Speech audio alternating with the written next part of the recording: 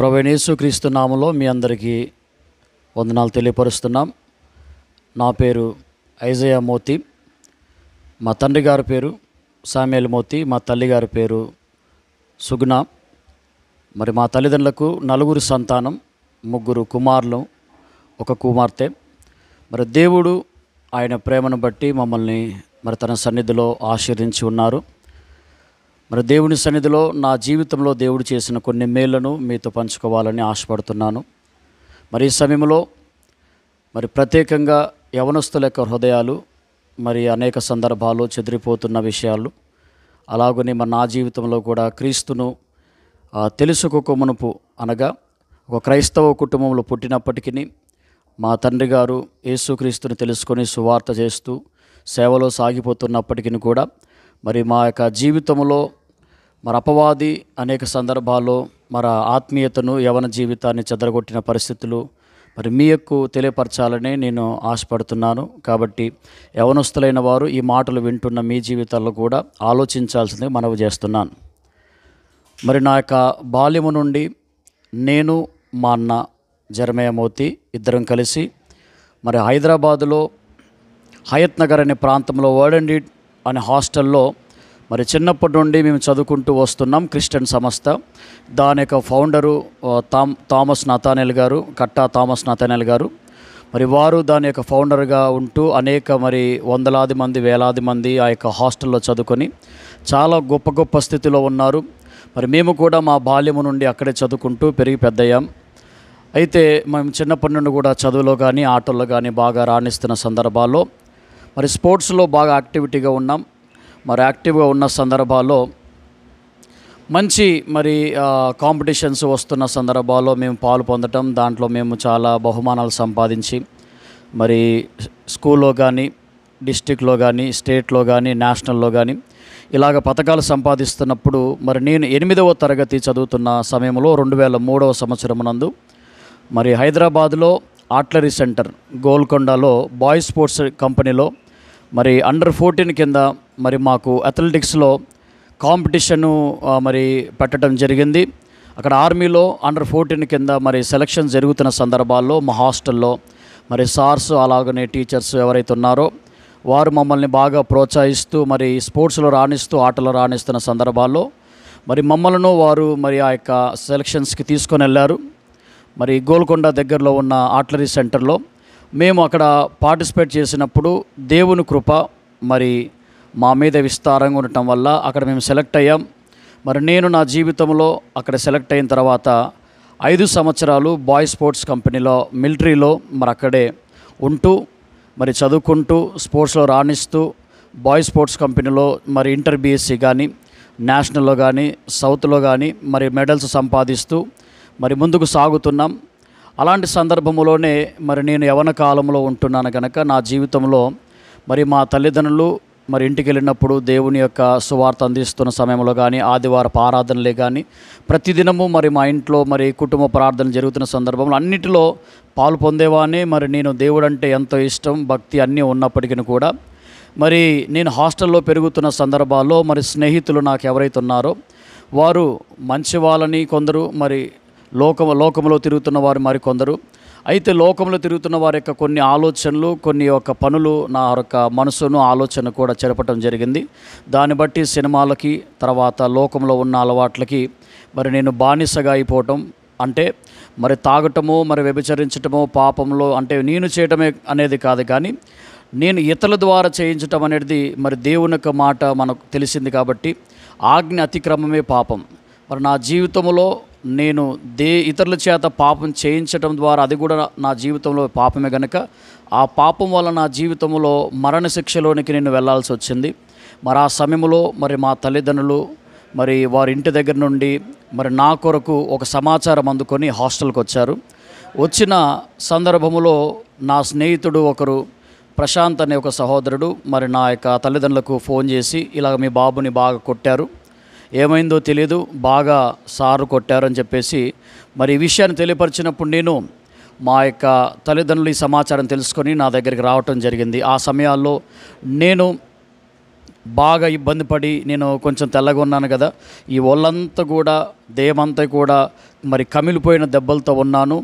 ఈ సమయంలో మా సార్ ఎవరైతే ఉన్నారో దీపక్ సార్ అని, మరి ఆయన కొట్టిన దెబ్బలను బట్టి నేను బాగా ఇబ్బంది పడుతున్నప్పుడు మా యొక్క పేరెంట్స్ వచ్చి చాలా మరి సార్తో కానీ స్కూల్లో కమలా మేడం అని ప్రిన్సిపల్ అప్పుడు ఉండేవారు, మరి వారి యొక్క సమక్షంలో ఈ గొడవంతా కూడా భయంకరంగా జరిగింది.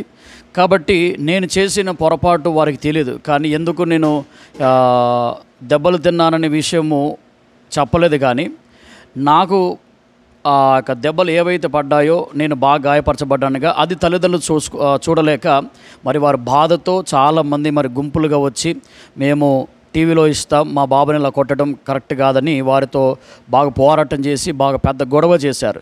అయితే ఆ సమయాల్లో నేను చేసిన పొరపాటు నా తల్లిదండ్రులకు చెప్పలేదు. తర్వాత అది నాకు తెలుసు, అక్కడ సార్కి తెలుసు, అక్కడ ఉన్న మరి వారి అందరికీ కూడా తెలుసు, యవనస్తులకి. అయితే నేను చేసిన పొరపాటు ఏంటంటే నేను ఇతరులను ఇబ్బంది పెట్టడం, అంటే తాగే వారిని ప్రోత్సహించటం, పాపమనగా జారత్వం చేసే వారిని ప్రోత్సహించటం, వారిని లోకం నడిపిస్తున్న సంగతి నేను చేస్తున్న ఆ యొక్క పాపమే నా జీవితంలో శాపంగా మిగిలిపోయింది. కాబట్టి నిన్ను తిన్న దెబ్బలు అది నాకు కరెక్టే, కానీ నా తల్లిదండ్రులకు వారికి తెలియదు కనుక వారి జీవితంలో వారు బాధతో నా దగ్గరికి రావటం జరిగింది. అలాంటి సందర్భాల్లో మరి ఈ విషయం అంతా కూడా నేను ఎప్పుడైతే మరి దేవుని యొక్క వాక్యాన్ని విని నా యొక్క జీవితాన్ని యేసుకి అప్పగించుకొని రక్షణ పొందాను, ఆ తర్వాత నా తల్లిదండ్రులకు నా జీవితాన్ని తెలియపరిచినప్పుడు వారు కూడా గ్రహించడం జరిగింది. అయితే మరి నా యొక్క విషయంలో మా సార్ ఎవరైతే దీపక్ సార్ ఉన్నారో వారు చాలా మరి ఇబ్బంది పడ్డారు, దెబ్బలు తిన్నారు. నా కోసం, నేను చేసిన పొరపాటు కోసం నా పక్షమున తానుండి నీకేమైనా పర్వాలేదు కాబట్టి నా జీవితంలో నువ్వు బాగవ్వాలని నాకు చాలా ఆయన హెచ్చరిక చేశాడు. అయితే ఆ సమయంలో మరి నేను ఆ దెబ్బలు తింటున్న సందర్భంలో మరి ఆయన చేత నేను కొట్టబడినప్పుడు ఆయన మా తల్లిదండ్రుల చేత చాలా ఇబ్బంది పడ్డాడు, మాటలు పడ్డాడు, దెబ్బలు తిన్నాడు. అయినప్పటికీ నేను ఒక స్థితిలో ఉండాలని నా కోసం ఎంతగానో ప్రయాసపడ్డారు. మరి వారికి నేను ఎప్పటికీ కూడా నా వందనాలు. మరి దేవుడు ఇంకా వారిని దీవించాలి. కాబట్టి యేసు ప్రభు కూడా ఆ యొక్క విషయం నా జీవితంలో జరిగిన తర్వాత, ప్రభుని తెలుసుకున్న తర్వాత నాకు అర్థమైంది, యేసు ప్రభు కూడా పాపములో ఉన్న మానవాళి కోసం ఆయన సమస్తాన్ని భరించారు. అదే రీతిగా వారు కూడా నా కోసం ఎంతగానో త్యాగం చేశారు. ఆ విషయంలో నేను ఎంతగానో దేవుని వందనాలు తెలియపరుస్తున్నాను. అయితే 2003వ సంవత్సరంలో నేను ఆర్మీలో బాయ్స్ స్పోర్ట్స్ కంపెనీలో జాయిన్ అయిన తర్వాత డిసెంబర్ 23వ తారీఖు అక్కడ జాయిన్ అయ్యాను. అక్కడ నుండి నేను నా జీవితాన్ని యేసుకి అప్పగించుకొని బాప్తిసం తీసుకొని మరి కొనసాగుతూ మరి కాంపిటీషన్స్లో, స్పోర్ట్స్లో సాగిపోతున్న సందర్భాల్లో అనేక బహుమతులు మరి దేవుడు అనుగ్రహించాడు. అలాగే ఇంటర్ బీఎస్సీలో కూడా మరి చాలా పథకాలు సంపాదించాను. తర్వాత మరి నేషనల్ కూడా చాలా పథకాలు సంపాదించి మరి దేవుని కొరకు సాగుతున్న సందర్భాల్లో మరి నాతో పాటు మరి ఎవరైతే మరి ఆ యొక్క ఆర్మీలో పనిచేస్తున్నారో, బాయ్స్ స్పోర్ట్స్ కంపెనీలో పనిచేస్తున్నారో అందులో కొందరు మరి మంచి స్నేహితులు వారు ఉన్నారు, యేసు ప్రభుని తెలుసుకొని వారు. అయితే వారికి జరిగిన కొన్ని పరిస్థితులలో మరి వారు మమ్మల్ని సంప్రదించటం, ప్రార్థన సాయాన్ని కోరినప్పుడు వారి కొరకు ప్రార్థన చేశాం. అందులో చాలామంది ఉన్నారు. అయితే కొన్ని పేర్లు గుర్తులేకపోయినా నన్ను క్షమించాలి.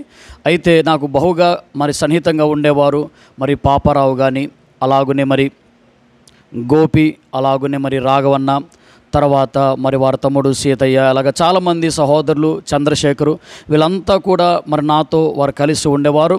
వారు యేసు ప్రభుని తెలుసుకొని మరి బాప్తీసం తీసుకొని వారు కూడా మంచి సువార్తను చేస్తున్నారు, సేవ చేస్తున్నారు.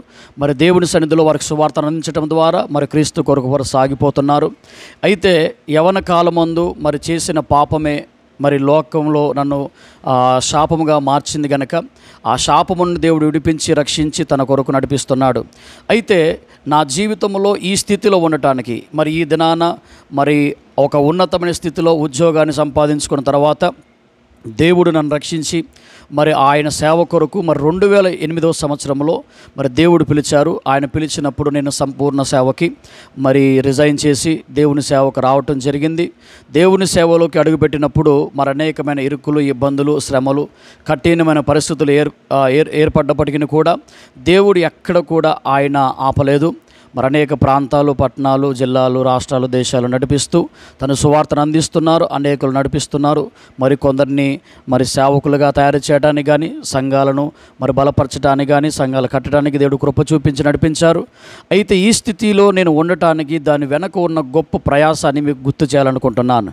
మరి ఈ కాలంలో చాలామంది యవనస్తులు, పిల్లలు గ్రహించలేని స్థితి ఏంటంటే, మనం ఒక స్థితికి ఎదిగిన తర్వాత ఒక స్థితిలో మనం నిలబడి ఘనమైన స్థితిలో మనం సాగిపోతున్నప్పుడు మన వెనక ఏ ప్రయాసం ఉందో, మన వెనక ఏ కష్టం ఉందో, మన కొరకు ఎవరు ఎంత ప్రయాసపడ్డారో మనం మర్చిపోతుంటాం. అయితే ఈ యొక్క బ్రతుకు, ఈ జీవితం యేసయ్య ఈ లోకములో తల్లిదండ్రులు మరి నా కొరకు వారు చేసిన ఒక గొప్ప త్యాగాన్ని మీకు గుర్తు చేయాలనుకుంటున్నాను. ఈ విషయాన్ని బాగా యవనస్తులైన వారు మీరు గ్రహించాల్సిన మనవి చేస్తున్నాను. తమ్ముడు, చెల్లి, మరి మీ జీవితంలో కూడా మీరు అనేక సందర్భాల్లో మరి వారు చేసిన త్యాగం, తల్లిదండ్రులే కానీ, పెద్దలే కానీ, సేవకులే కానీ మీ కొరకు ఎంతగానో ప్రయాసపడి, బాధపడి, మరి ఇబ్బంది పడిన విషయాలు మీరు మర్చిపోవద్దు. అది మర్చిపోవటం వలన అది మనకే ప్రమాదం. అయితే నా జీవితంలో జరిగిన ఒక సంఘటన మీకు గుర్తు చేస్తాను. ఈ స్థితిలో నేను నిలబడటానికి మొదటి కారణం ఏంటంటే దేవుడు. అలాగనే ఈ లోకములో మరి నాకు జన్మనిచ్చిన తల్లిదండ్రులు వారు ఒక దినాన యేసు ప్రభు అంటే తెలియని స్థితిలో వారు బ్రతుకుతున్న సందర్భాల్లో మరి యేసు ప్రభుని తెలుసుకున్నప్పుడు మరి ఊర్లో నుంచి వారిని వెలివేశారు. మరి అందరూ కూడా వారిని మరి కొట్టి తిట్టి, మరి మా తాతలే కానీ, మా బాబాయ్లే కానీ, మరి మా యొక్క కుటుంబ సభ్యులు ఎవరైతే ఉన్నారో మరి వారందరూ కూడా మా తల్లిదండ్రులను వెలివేసి దూరపరిచినప్పుడు వారు నగ్నంగా మరి ఊళ్ళో నుంచి, కుటుంబం నుంచి, గోత్రం నుంచి వెలివేయబడ్డారు. వారిని ఎవరు కూడా ప్రేమించేవారు లేరు. ఆ సమయాల్లో మరి వారి యొక్క జీవితంలో యేసు ప్రభువే శరణం, ఆయనే మా దిక్కు, ఆయనే మా మొరకని బ్రతుకుతున్న సందర్భంలో వారు క్రీస్తును అంగీకరించినప్పుడు మరి దేవుడు వారికి ఒక వాగ్దానం చేశాడు.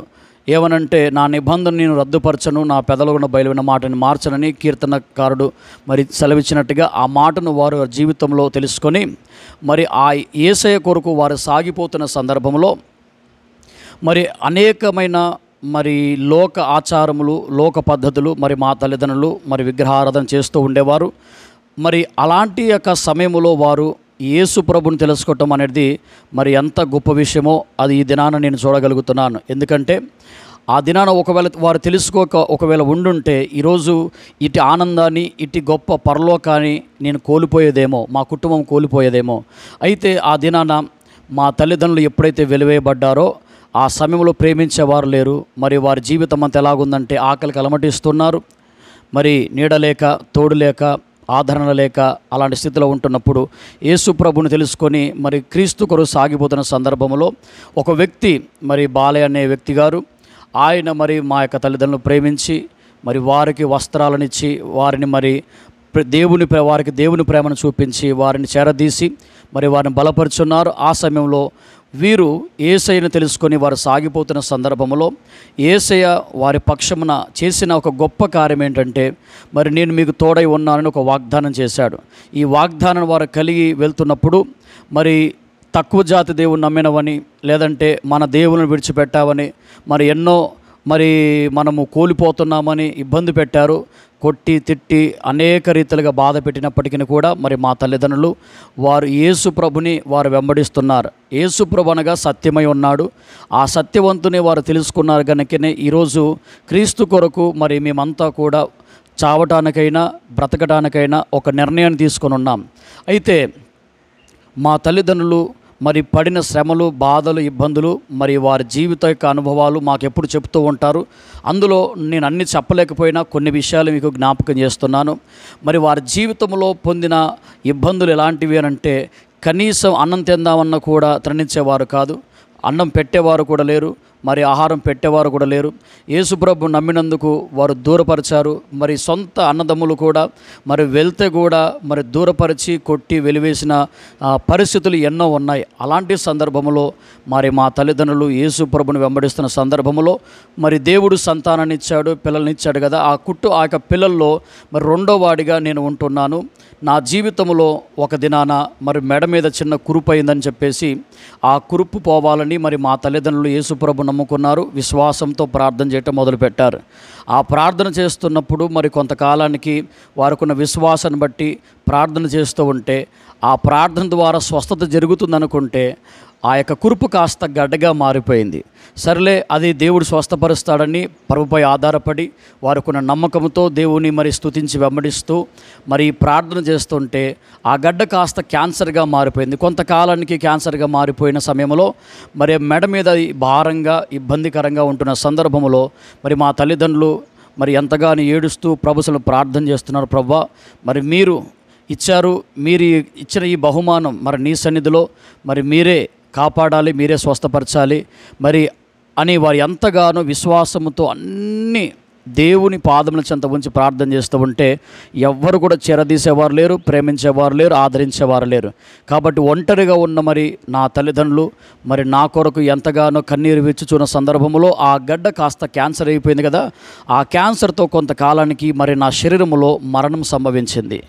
ఈ మరణం వలన మరి నేను నా జీవితంలో బాధపడుతున్నాను. అంటే మరణం సంభవించింది. నేను మరణంలోకి వెళ్ళిపోయినప్పుడు మరి నా తల్లిదండ్రులు ఎంతగానో ఏడుస్తూ మరి బాధపడుతున్నారు. ప్రభువా, నీవిచ్చావు, నువ్వు తీసుకున్నావు అని వీళ్ళు ప్రార్థనతో దేవుని స్తుతిస్తుంటే మరి మా తాతలు మా అవ్వలు కానీ మరి ఇరుగు పొరుగు వారందరూ కూడా, రే ఇంకెంతకాలం యేసు ప్రభుని మరి ఆరాధిస్తావు, స్తుతిస్తావు, ఇప్పుడైనా విడిచిపెట్టవా?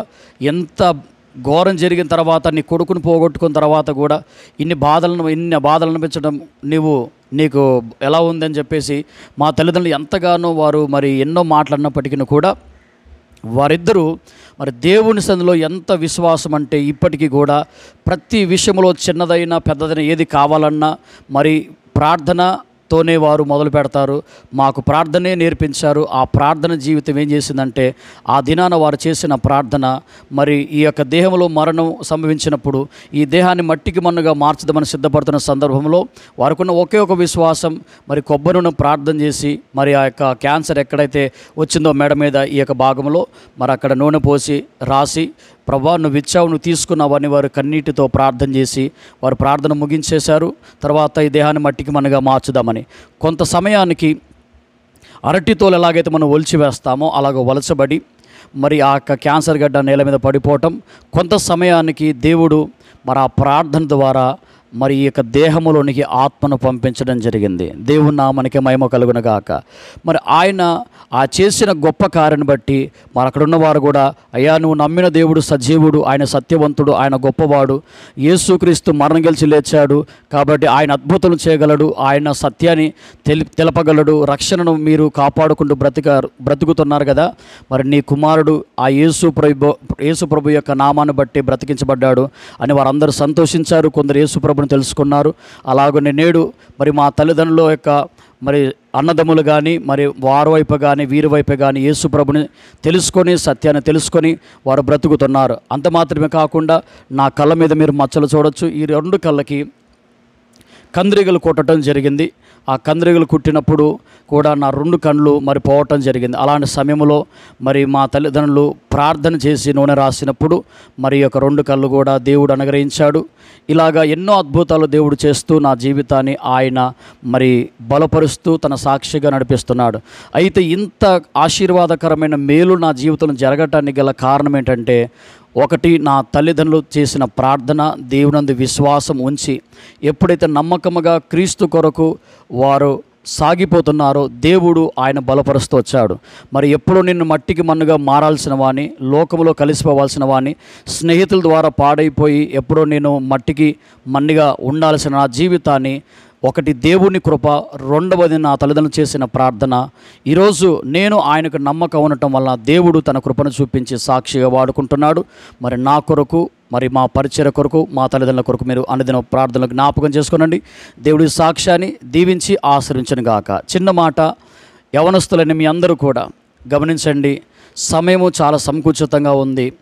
నేడు అనే సమయం ఉండగానే మారు మనసు పొంది మీ యవన జీవితాలు యేసయ్యకిస్తే తప్పనిసరిగా మిమ్మల్ని ఉన్న స్థితి నుండి ఉన్నతమైన స్థితిలో దేవుడు ఆయన హెచ్చించబోతున్నాడు. మీ పాపాన్ని విడిచిపెట్టి పరిశుద్ధమైన జీవితాన్ని కలిగి మారు మనసు పొంది క్రీస్తు కొరకు సాక్షులుగా ఉందురుగాక.